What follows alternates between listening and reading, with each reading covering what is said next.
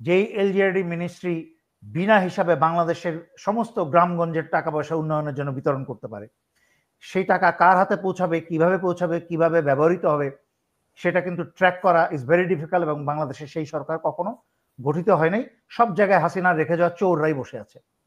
সেই উপজেলা লেভেল থেকে আরম্ভ করে ডিসি থেকে আরম্ভ করে সব হাসিনার রেখে যাওয়া চোর বদমাশ। বাংলাদেশে এখনো কম করে হলো 20 লক্ষ ভারতীয় বৈধ অবৈধ ভারতীয়রা চাকরি করছে এবং স্বয়ং ওনার গ্রামীণ ব্যাংক এবং গ্রামীণ ফোনে চাকরি করছে। বাকি অন্যান্য প্রতিষ্ঠান তো বাদেই দিলাম। শুধু তাই না, ভয়ঙ্কর জিনিসগুলো দেখেন, বাংলাদেশের বিভিন্ন রাষ্ট্রীয়, আধা সরকারি এবং বেসরকারি বিভিন্ন প্রতিষ্ঠানের ব্যাংকে এবং অন্যান্য জায়গায় কিন্তু ভারতীয় সফটওয়্যার ব্যবহার। বাবা ছেঁড়া লুঙ্গি পরে গায়ে গতরে সারাদিন ঘাম খেয়ে রিক্সা চালিয়ে ছেলেকে বিশ্ববিদ্যালয়ে পাঠাবে, একবেলা খেয়ে ছেলেকে বিশ্ববিদ্যালয়ে পাঠাবে, আর সেই ছেলেকে ডক্টর ইউনূসরা এবং রাজনীতিবিদরা নিয়ে রাজনীতিতে ট্রেনে রাস্তায় নিয়ে হত্যা করবে। বাবা আমার কথা হচ্ছে, জুলাই ঘোষণাপত্রের একটা হচ্ছে ঘোষণা, মুখে যেমন রাজনীতিবিদরা নির্বাচন আগে অনেক প্রতিশ্রুতি দেয়, হাসিনা 10 টাকা সে চাল খাইয়েছে 16 বছরে, প্রতিশ্রুতি রাজনীতিবিদরা টিপিক্যাল দেয়, তারপরে সেই প্রতিশ্রুতি রাখে না।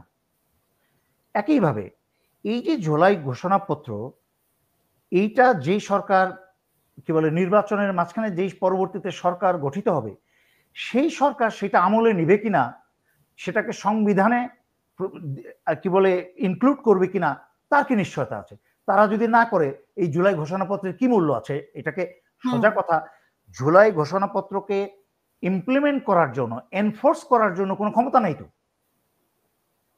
না, পরবর্তী সরকার যে করতে বাধ্য সেরকম কোনো, আর এই সরকার জুলাই ঘোষণাপত্রের ইট ইজ ইম্পসিবল। আপনি কোন সরকারকে, নির্বাচিত সরকারকে আগের থেকে যতই স্বাক্ষর করার না কেন, আপনি পুলিশের তদন্তে এই সরকারের কোনো দায়-দায়িত্ব থাকলো না জুলাই 100%। এটা হচ্ছে কবিতা পাঠ ছাড়া, ডক্টর ইউনূস যেহেতু কবিতা পাঠে বা লেকচার মারতে উনি উস্তাদ, সুন্দর মিষ্টি ভাষণ দিতে উনি উস্তাদ, ওইটা একটা ভাষণ দিয়েছেন, এর ছাড়া কিছু না, 2 পয়সা দাম নাই এই জুলাই ঘোষণা। এখানে বলা হয়েছে যে মানে বিএনপির পছন্দ মতো জুলাই ঘোষণাপত্র তো বড় বড় 3টি দল বা 4টি দলকে দেওয়া হয়েছে, যার মধ্যে বিএনপি একটি। বিএনপির পছন্দ মতো এই জুলাই ঘোষণাপত্র দেওয়া হয়েছে বলা হচ্ছে, অনেকে বলছেন।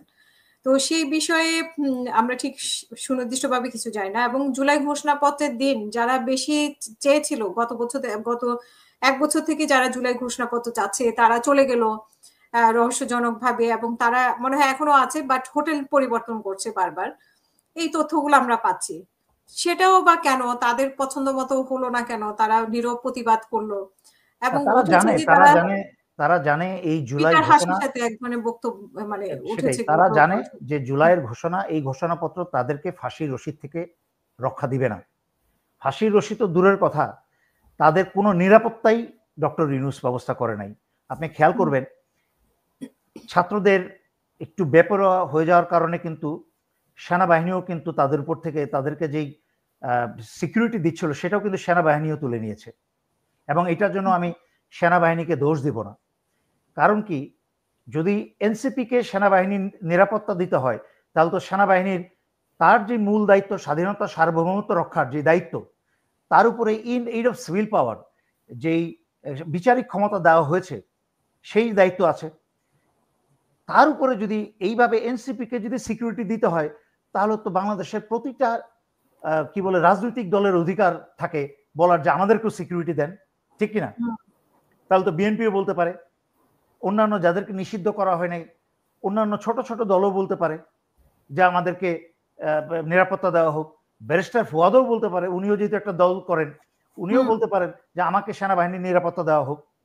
তাহলে কেন সবাই চাইতে পারে? হ্যাঁ, এনসিপিকে কেন নিরাপত্তা দেওয়া হবে? 1 নাম্বার। 2 নাম্বার, খুবই যুক্তিপূর্ণ কথা, কারণ এই সরকার সকল প্রকার সাহায্য সহযোগিতা করছে এনসিপিকে, ব্যাকআপ দিয়ে, সকল প্রকার ব্যাকআপ, টাকা পয়সা, সুযোগ সুবিধা।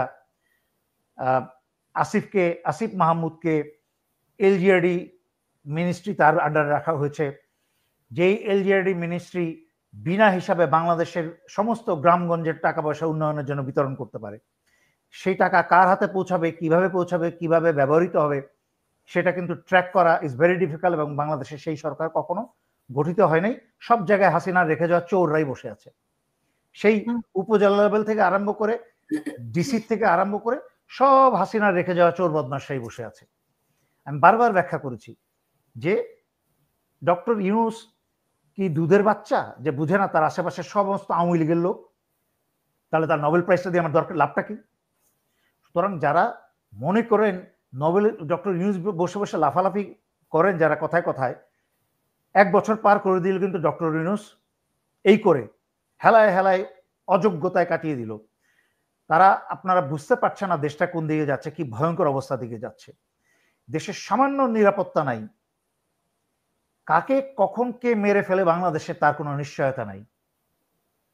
মানে যে সংস্কারের কথা বলা হয়েছে, আইন শৃঙ্খলার উন্নতির কথা, সেগুলো তো 1 বছরে কিছুই, কিন্তু ওনারা যে বললো যে 5ই আগস্ট প্রথম অধ্যায় শেষ, এখন দ্বিতীয় অধ্যায়ে ওনারা পা দিয়েছেন, দ্বিতীয় অধ্যায়ে সফলতার পালা। তো এটা আপনার কাছে আমি পরে শুনতে চাইবো, কিন্তু এর আগে একটা জিনিস আসলো কি গেল আমি তাই বুঝলাম না, দ্বিতীয় অধ্যায় কি শুরু করবে? গতকালকে ওনারা বলছেন যে ওনারা দ্বিতীয় অধ্যায় শুরু করেছেন। দ্বিতীয় অধ্যায় হচ্ছে যে প্রথম অধ্যায় কোথায়?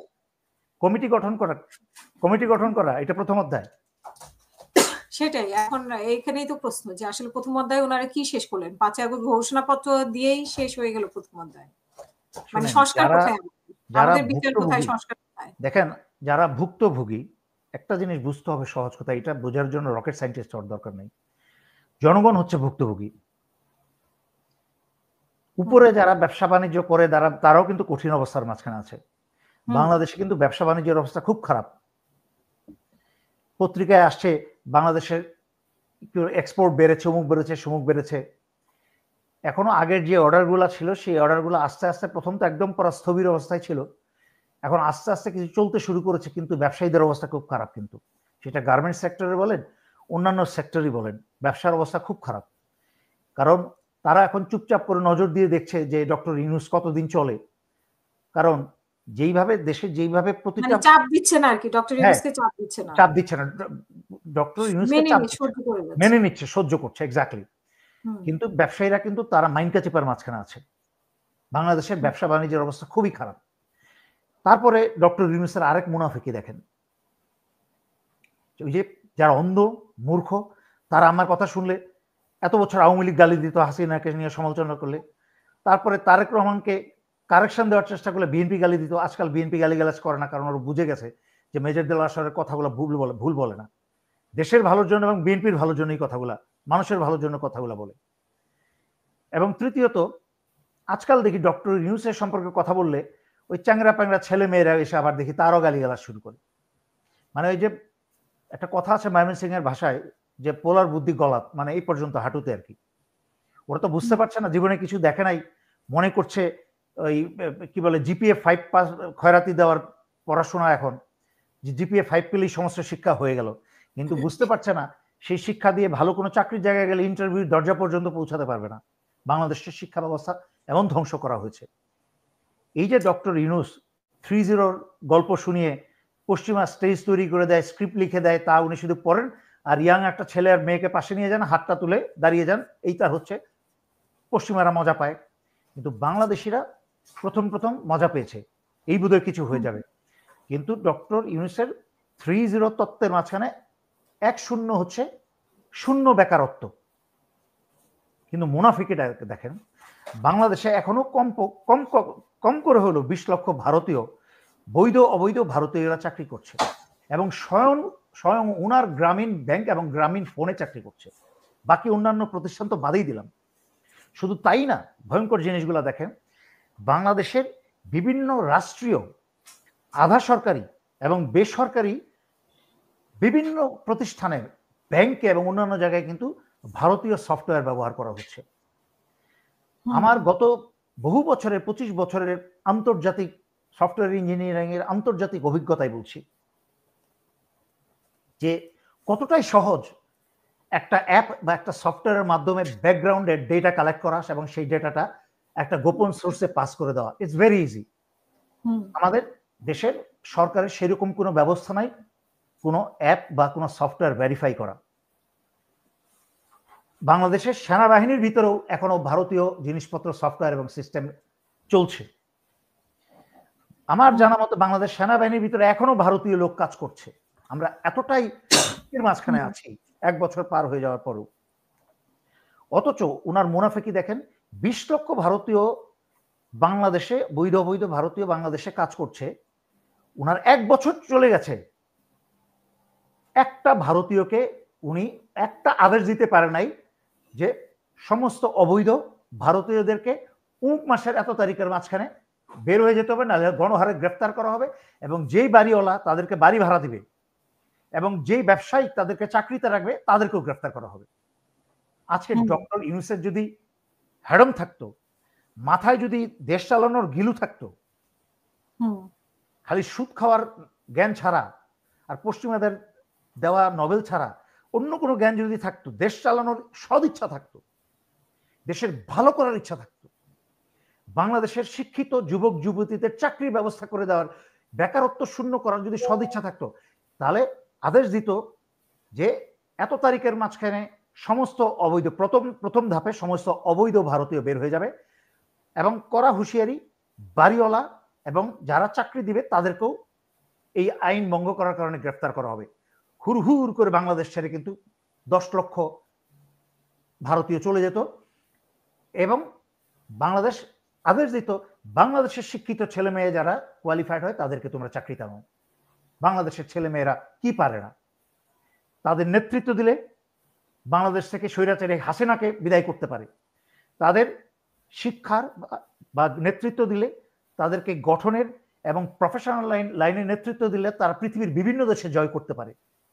উপর আল্লাহ সাক্ষী এবং যাদেরকে জীবনে গাইড করেছি তাদের মা বাবা সাক্ষী এবং সেই সব সন্তানরা সাক্ষী যে কানাডার ইউনিভার্সিটিতে পড়ে, আমেরিকার ইউনিভার্সিটিতে পড়ে, কঠিন পড়াশোনার চাপের মাঝখানে পড়ে পড়াশোনায় মন উঠে গেছে, বাবা মা আমাকে ডেকে রিকোয়েস্ট করেছে, ভাই আমার ছেলেকে যদি একটু মোটিভেট করতেন। আধা ঘন্টার মোটিভেট করেছি। আল্লাহর রহমতে সেই সব ছেলে মেয়েরা এখন মাইক্রোসফটে, অ্যাপলে জব করছে। আমি অনেক সফটওয়্যার ইঞ্জিনিয়ার আমি নিজে পড়িয়েছি, প্রোগ্রামিং ল্যাঙ্গুয়েজ শিখিয়েছি। অনেক বাবা ব্যাংকের ম্যানেজার বাংলাদেশে আমার কাছে তার ছেলেকে নিয়ে আসছে। আপনার কথা অনেক শুনেছি, আমি তখন বাংলাদেশে ছিলাম, আমেরিকা থেকে মাত্র ফেরত গিয়েছি। আমি ছেলেকে গাইড করেছি ক্লাস 10-এ পড়ে। আমি বলেছি তুমি জাভা সার্টিফিকেশন করো। তার বাবা ব্যাংক ম্যানেজার এসে আমার সামনে, আমি বলেছি এই সার্টিফিকেশন তোমাকে বাইরে পড়াশোনা করা এবং বাইরে চাকরি পাওয়ার সাহায্য করবে। সেই বাবা এসে আমার অফিসে কেঁদেছে যে আপনার গাইডলাইনে সে এখন যুক্তরাষ্ট্রের স্কলারশিপ পেয়ে গেছে। সুতরাং বাংলাদেশে আমার চেয়ে অনেক বড় বড় চ্যাম্পিয়ন আছে এইসব বাচ্চাদেরকে গাইড করার, কিন্তু প্রফেসর ইউনূস এই স্কুলের বাচ্চা ছেলেমেয়েদেরকে শিক্ষায়, টেকনোলজিতে, বিজ্ঞানে মনোযোগী হতে না বলে তাদেরকে রাজনীতির মাঠে এবং টাকার গন্ধ দিয়ে এবং সুখের লোভ দিয়ে তাদেরকে রাস্তায় ছেড়ে দিয়েছে। এবং শুধু তাই না, 18 বছর হলে যেখানে মানুষ মনে করে বিয়ের জন্য যোগ্য, কোয়ালিফাইড বয়স, 18 বছর হলে একটা প্রাপ্ত বয়স্ক একটা মানুষ হিসেবে তাকে গণনা করা হয়, সেখানে ভোটের বয়সটা যখন 16 বছরে নিয়ে আসা হবে, তার মানে কিন্তু পড়াশোনার থেকে আরো রাজনীতির দিকে গেল ওইদিকে। বিষয়টা কিন্তু ভোট দিয়ে না। এই যে রাজনীতিবিদরা ভোট কেন্দ্রে আনার জন্যই 16 বছরের বাচ্চা ছেলে মেয়েদের পিছনে লাগবে, মনে রাখতে হবে তাদের কিন্তু বিয়ের বয়সই হয় নাই এখনো 18। মনে রাখতে হবে তাদেরকে কিন্তু 18 হলে প্রাপ্ত বয়স্ক মনে করা হয়, সেখানে 16 বছরে তাদেরকে রাজনীতির মুখে ঠেলে দেওয়া হচ্ছে। মানে কি, মা বাবা ছেঁড়া লুঙ্গি পরে গায়ে গতরে সারাদিন ঘাম খেয়ে রিক্সা চালিয়ে ছেলেকে বিশ্ববিদ্যালয়ে পাঠাবে, এক বেলা খেয়ে ছেলেকে বিশ্ববিদ্যালয়ে পাঠাবে, আর সেই ছেলেকে ডক্টর ইউনূসরা এবং রাজনীতিবিদরা নিয়ে রাজনীতিতে ট্রেনে রাস্তায় নিয়ে হত্যা করবে, বাবা মার বুক খালি করবে। আমি তো এই জন্য আমি যে এই যে ভিডিওতে আসি, এই বাংলাদেশের ছেলে মেয়েকে গাইড করতে আসি। আমি রাজনীতি কোনো শখ নাই, কোনো কিছুর শখ নাই, আমি কোনো অন্যান্যদের মতো ধান্দাবাজ না। এই জন্য আমি বারবার ছেলে মেয়েদেরকে বলি, তোমরা প্লিজ পড়াশোনায় ফিরে যাও, রাজনীতি করো, কিন্তু রাজনীতি হচ্ছে একটা ফ্রি সার্ভিস দেশের জন্য। কিন্তু তোমার প্রফেশন হওয়া উচিত তোমার পড়াশোনা, এবং ভবিষ্যতে সেই পড়াশোনাকে ব্যবহার করে তোমরা কি করবে। যদি রাজনীতি দিয়ে তোমরা সংসার চালাতে চাও, পয়সা বানাতে চাও, তাহলে যেই লাউ সেই কদু, তোমাদের মাঝখানে আর আওয়ামী লীগ আর বিএনপির মাঝখানে কোনো পার্থক্য নেই।